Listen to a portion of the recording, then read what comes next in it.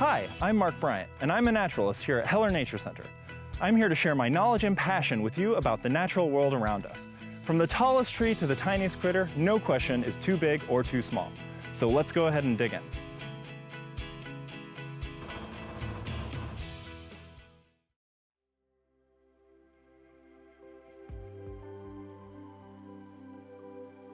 Hi everybody, and welcome back to Wild Insights.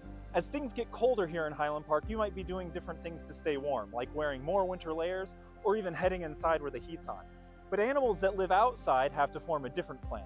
So let's head out and see what they're up to. Now, when it gets this cold outside, you and your family might be making plans on how to stay warm.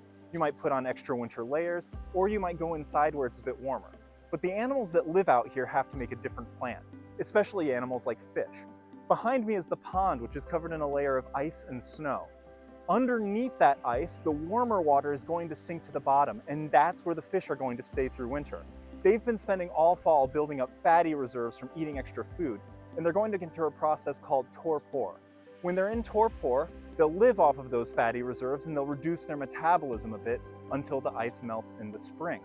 Now, reptiles and amphibians that also live in the water are going to go through a similar process, but their process is called brumation. When it comes to turtles, some of the turtles will do the same thing that fish do.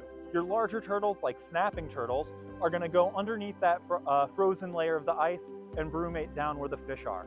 But other smaller turtles, as well as salamanders, will do that on land. They'll bury themselves underneath the frost layer into the soil where it's still a little warm, and they'll do their brumation there. Frogs, on the other hand, can leave the water, but most of them won't.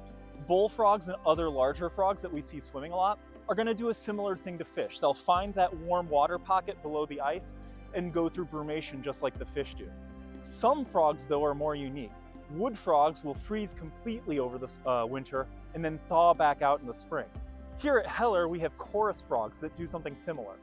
They have a freeze-resistant blood with special sugars inside of it that allow them to partially freeze.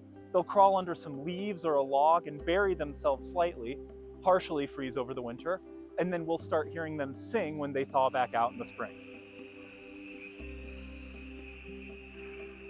When it comes to winter, every animal needs a plan to stay warm, especially the ones that are living in the water. Do you have a plan to stay warm this winter?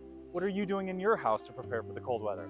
Until next time, I'm Mark Bryant, and this is Wild Insights.